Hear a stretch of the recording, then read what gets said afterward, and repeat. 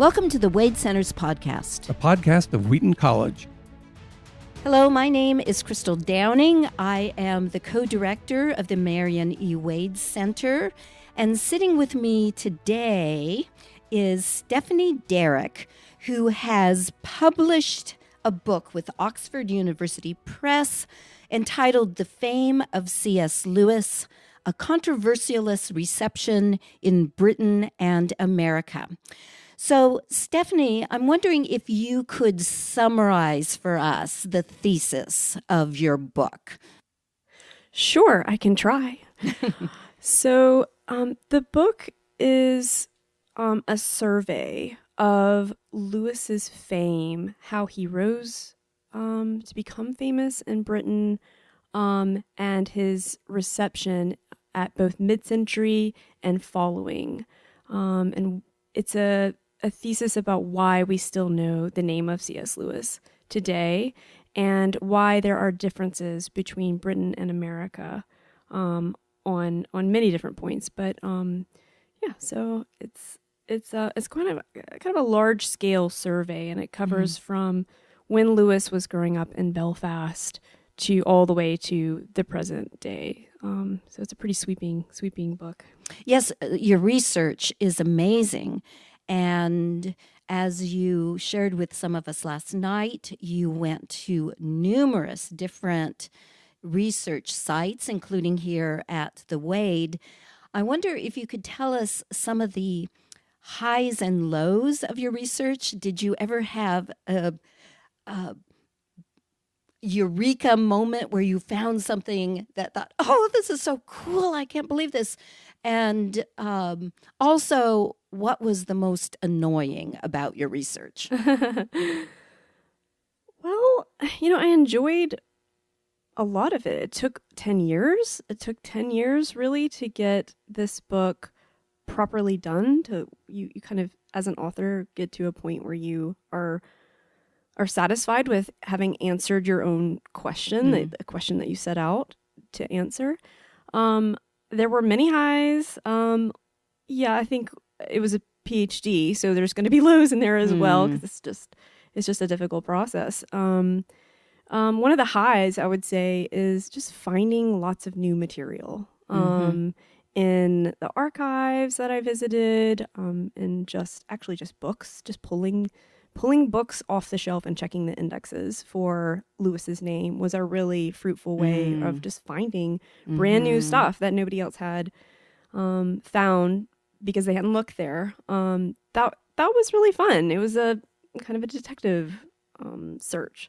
One of the things that I found, for example, and this was definitely a high, was in the Strand magazine. Lewis has written definitely one article and one under a pseudonym. It's debatable whether or not it was his, but it was listed. Both of those articles were listed in the Strand Index as Lewis titles, and so that was really fun to go to the librarian after I'd seen, in the index that Lewis had written these unknown articles that nobody else, that wasn't in any of his bibliographies, and to say to the librarian, hey, can you go pull these Strand magazines up and let me check? And reading those for the first time was really fun.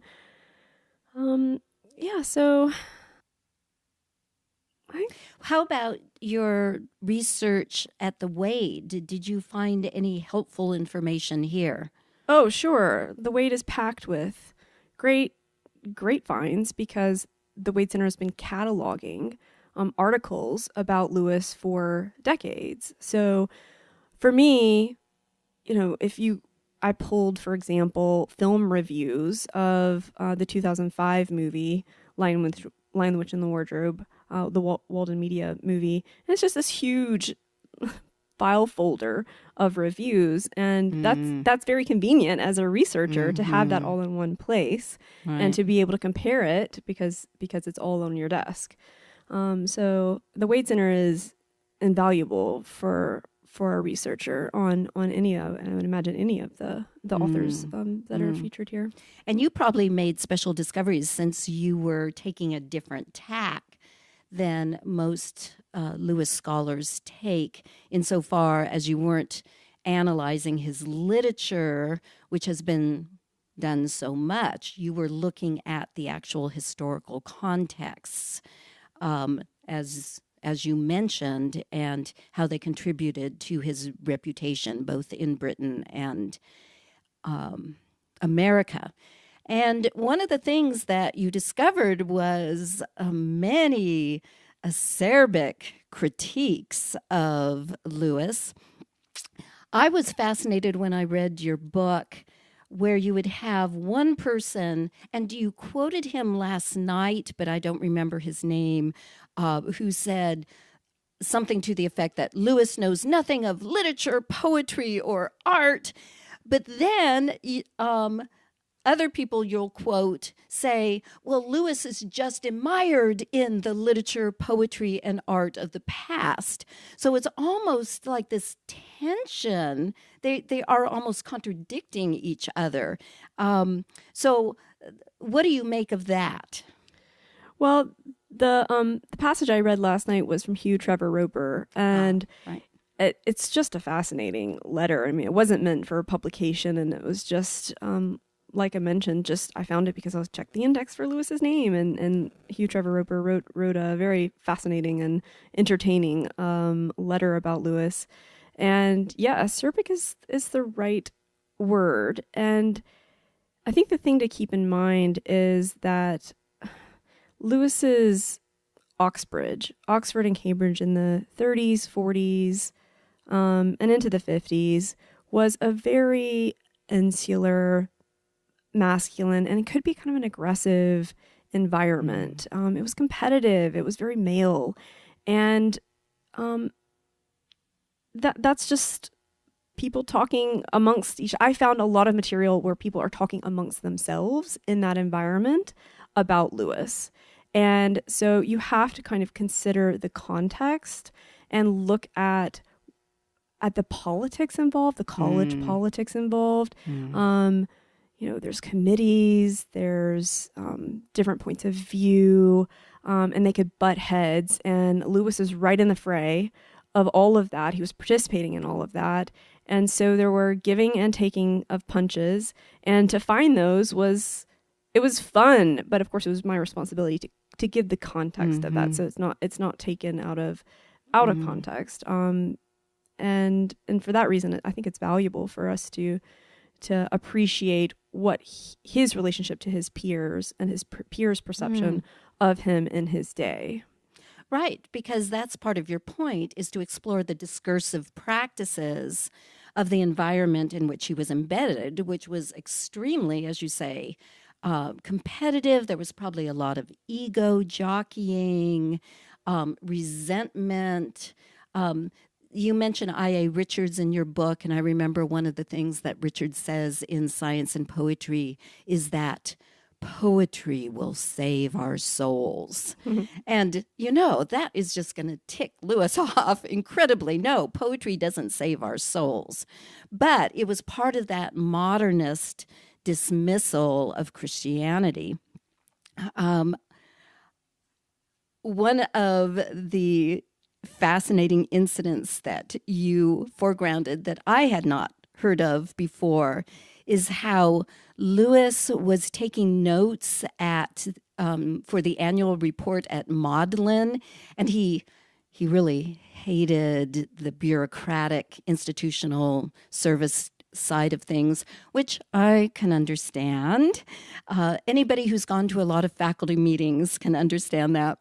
And so he turned the whole thing into like a Shakespeare play. Do you want to how did you discover that? And did you actually read the transcript? Sure I did. Oh, yeah, cool. That was another highlight, as you mentioned. That was really fun. I checked with Magdalen College archives to see if they had anything by Lewis. Made a trip there, made an appointment, and went and saw the vice president's register, which is where Lewis entered this mock Shakespearean play.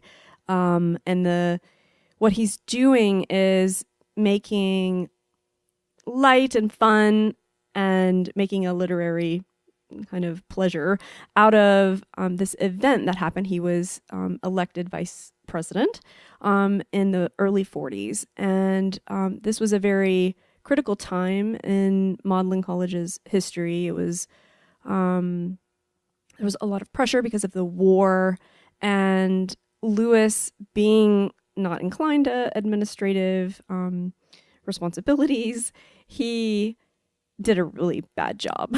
And he was therefore asked to resign and was replaced by one of his colleagues. Mm-hmm. So he writes this mock Shakespearean play in very Lewis style. And it's interesting because it's entertaining and it's clever, but when you see the actual transcript within the context of the vice president's register, it strikes you how irreverent I think he was, because it's a serious matter. The running of a college is a serious matter. Everybody else was taking it quite seriously. It's placed in the context of, this is, so people, his predecessors and the people after him who were served as vice presidents would say, these are the professors who died in office. This is what happened while I was vice president. It was kind of a catalog of the important events of the college during their tenure. And then you get to Lewis's entry and it's a mock Shakespearean play. You're like, what is this? Mm-hmm. And it's funny because there's another hand went back and labeled the so-called characters in the play with who they were supposed to be. So you get a sense from the actual text that there was tension around this episode. So it's very interesting. Mm-hmm. Yeah, and it gives a little insight into Lewis's relationship with the college. And meanwhile, Tolkien, for example, he attended tons of faculty meetings. He was an active participant in the running of his college, where Lewis opted out just as much as he could. That's interesting, because I know that some people were dissatisfied with Tolkien because he wasn't getting real scholarship done, because he was writing all these fictions about hobbits and orcs. So that gives another perspective on him. Did Lewis write this mock Shakespearean play after he was asked to leave, or that's why he was asked to leave? After he left. I see. Yes, okay. It was after he left, and then it was his entry in the register. That exemplifies one of the lines I liked from your book, and I forget if this is your line or you're quoting someone else, where Lewis had a pathological hostility to what is fashionable. Mm-hmm.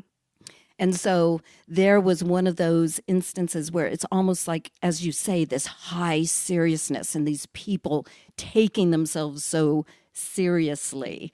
And he had this as the subtitle of your book indicates. And I think you borrowed that word from Lewis himself, right? That's right. A controversialist. That's right. So you really see that coming out. Another thing that was so fun to discover in your book is this conversation that Lewis had with Isaiah Berlin, evidently at a party in honor of Virginia Woolf. Yes. Wow. Where and how did you find that? Oh, back to the glorious indexes, just pulling books off shelves. I think it was Isaiah Berlin was, because it's Berlin, it's not that far from Lewis on the shelf. Just pulled it off and I found this reference, which was fascinating. And it's a great little tidbit that all three crossed paths at a party. Yes. Well, it reminded me of one of the quotations from Woolf that I think helps explain why Lewis was not well received in England at the time. She has this statement when T.S. Eliot converted to Christianity in 1927. She wrote, "Tom Eliot may be called dead to us from this day forward. He has become an Anglo-Catholic, believes in God and immortality, goes to church. There is something obscene about a living person sitting by the fireside and believing in God. So you can see if Lewis was surrounded by people who felt free to make those type of disparaging comments, how he is something of an anomaly then at this particular moment in the history of modernism. Well, he wasn't quite the anomaly he's been made out to be. Many people were Christians who were also his colleagues. The difference with Lewis was that he decided to write in a popular way. Yes. To give his opinions, his personal opinions, and try to persuade a popular audience about the veracity of Christianity. In Britain at this time, that's frowned upon because a scholar should be doing scholarship. Right. That's their like duty. Tolkien, the comment I just made about Tolkien. Yes. Yeah. So, well, I think it's important to remember that there were many Christians within Lewis's sphere, within Oxbridge. He wasn't an anomaly in that sense. To be a Christian and a scholar was not an anomaly.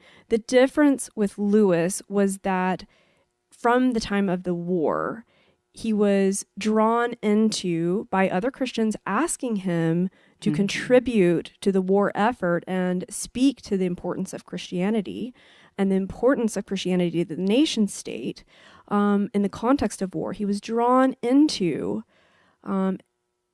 defending the Christian faith on a popular level.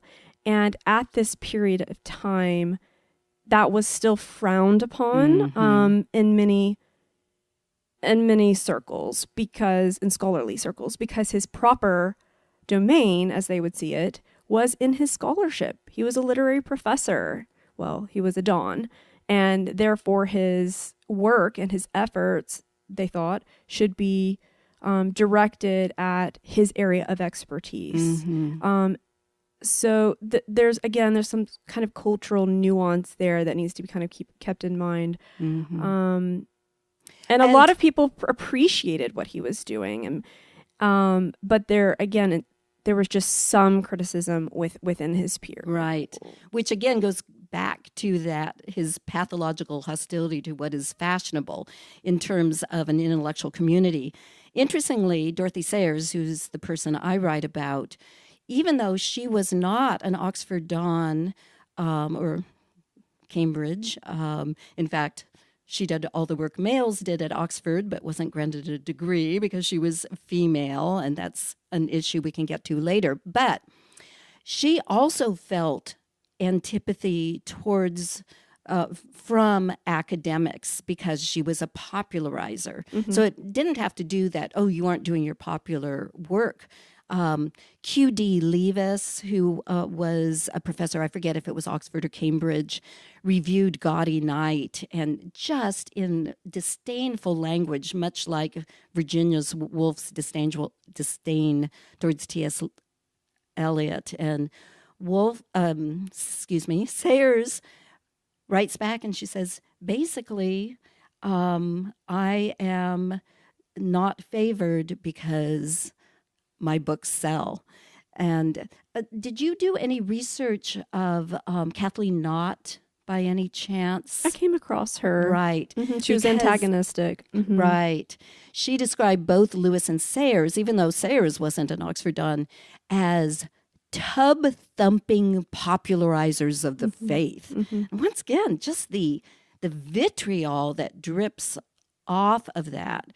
So you could see why if these people who are earnest about their faith, that would be hard to be getting this constant dismissive attitude. And you can kind of understand then why they react a certain way. I mean, Sayers became positively snarky at times because she was just denounced, even though she was bringing thousands of people to Christ. So you're so right to pick up on this very complex era that was not easy for these authors to be embedded in.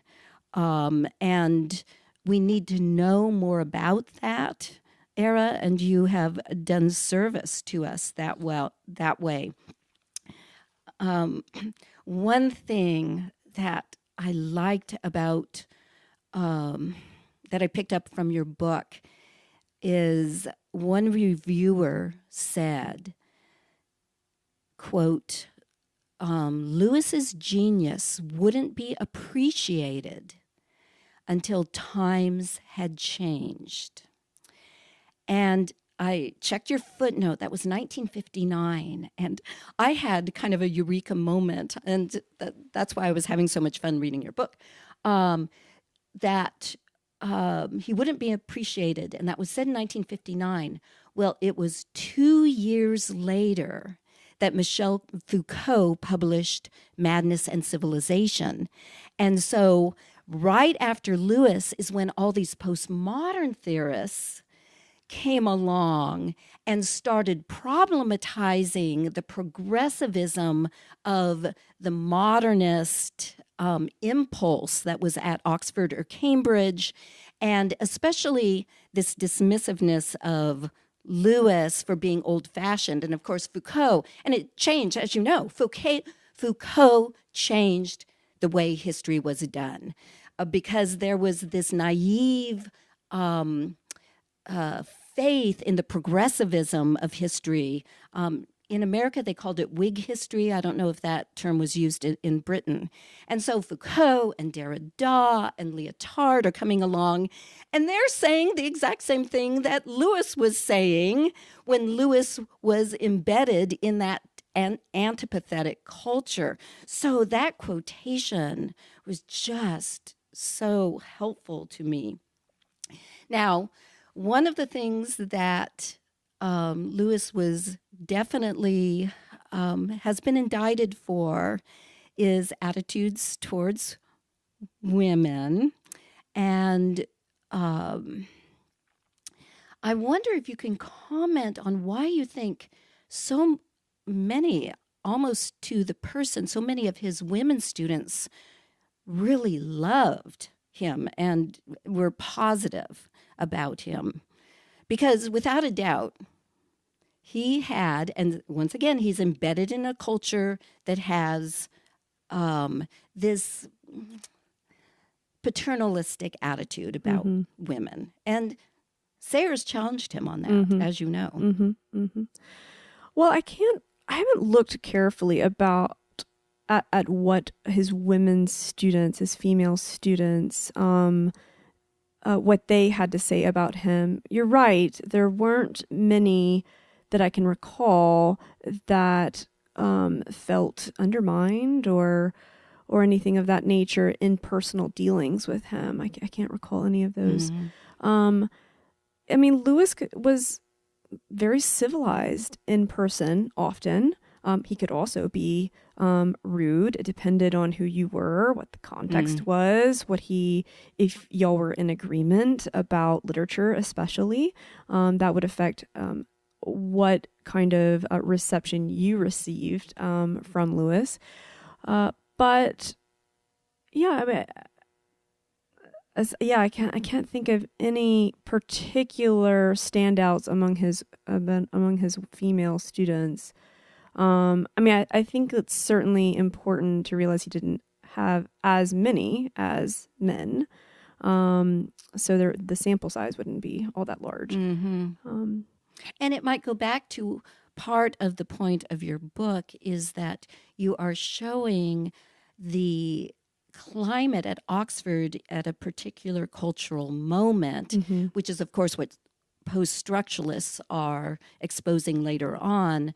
And so this competitiveness, this feistiness is so embedded in the way people were operating at the time, so that he is manifesting that, but in a way that made other people mad. Well, I mean, as a popularizer. Sure. I mean, it can also be exaggerated. I mean, I wouldn't want to give the impression that it was always bad. There was a lot of congeniality as well. It was just that it was a very insular environment. So people just they were living in the same quarters. They were eating in the same quarters. They saw each other all of the time. And there's just a lot of ego floating around. So, but there could be also a lot of affection. And what I point out in the book is that it's important to see that there were these competitive dynamics going on, but that didn't necessarily mean that there were ill feelings between the scholars and the dons. There could be jabs in letters that I found, but that it didn't necessarily mean that there was a personal antagonism there. You have to kind of look at the whole. Right. Right. One of the things that you mentioned last night, and I picked up from your book, you use the terms to describe Lewis: affected, forced geniality, mask of an extrovert. Sorry, I'm having trouble reading my own writing. Resolute, cheeriness, simulated emotion. And it got me thinking, and that's what I like about your book. It really gets you thinking. As you can tell, I just keep jumping off. And that's what a book should do, is get you thinking and making your own connections. And one of the things I tell my students that I discovered is that being an adult is about putting on an act. Insofar as an adult, I'm no longer just expressing exactly what I think, and especially as a college professor, there are students, frankly, I don't like, but I put on an act of graciousness. I put on a mask of extroversion. I am not an extrovert, because I realize being an adult is playing a role. And I'm wondering if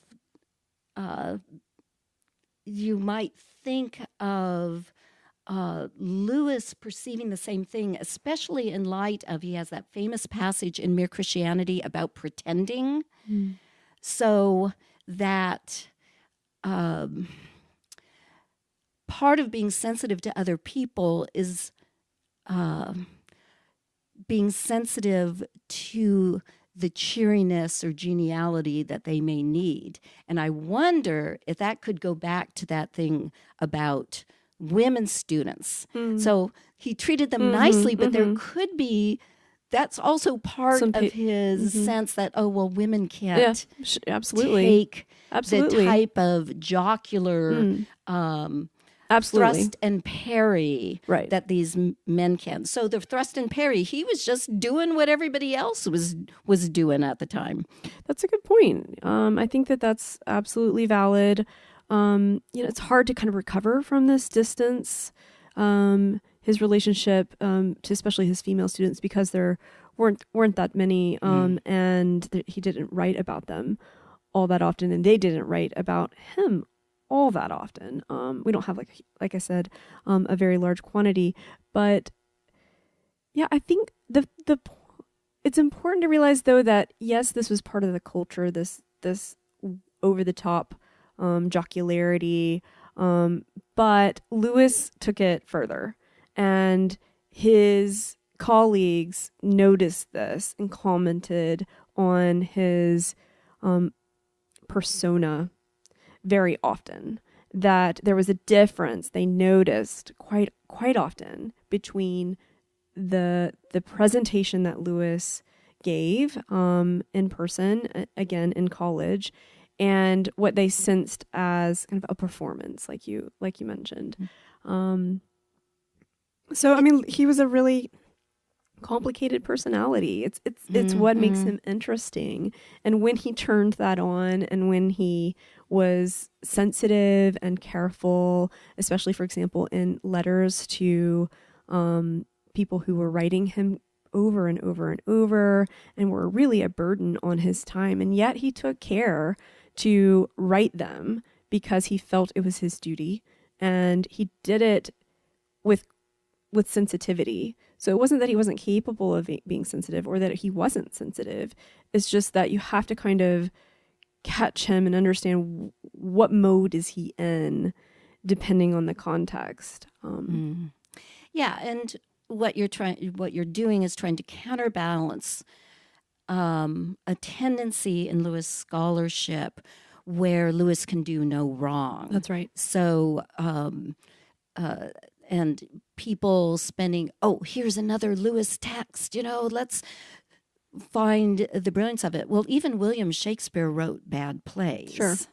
So to understand more about Lewis as a human being embedded in a particular moment in history, who has this pathological resistance to being fashionable. And frankly, I kind of like people who have that resistance to being fashionable, maybe because I dislike in myself the fact that I'm too aware of intellectual fashion and, want to be accepted by my peers. So I admire someone. And of course, he can get away with it as a male at that moment in history. But in light of all this, what do you think about having a plaque put up for him in Westminster Abbey? Yes, that's very interesting, because what I think it represents is a confluence of a lot of different factors that would bring Lewis back in 2013 into popularity. Because again, this is a pretty complicated narrative. He wouldn't have gotten that plaque, and didn't get that plaque until so late a date. And I think that it's American. I'll take that one again. Okay. Yes, it's really interesting that it was 2013 that Lewis received the plaque in Poets' Corner. I actually think it's a reflection of the fact of American adoration over the many years of Lewis, and there's been kind of a re-importation of him into Britain. Now that's not the whole story, but it may reflect some of that. American influence has grown, especially American Christian influence, has grown globally in the time since Lewis lived. And because Americans over the decades have been the very earnest admirers of Lewis, they are the ones who have been often writing about him consistently since, especially the 80s and 90s. And when I was interviewing British students, scholars, Christian leaders in the UK, what I noticed was how often there were references to American pastors and the influence of American Christianity in Britain in recent decades. So it's interesting that it's 2013 that Lewis gets this plaque. And also, it has to be mentioned that this is an advantage from a tourism perspective. The Chronicles of Narnia in Britain were always loved, and always, so it wasn't the case that Britain was always, not receptive to Lewis. That goes back to the popular culture versus academic culture. Right. And also his Christian books for a popular audience were very loved, and well received although there was criticisms in the 40s and 50s, but he had many admirers.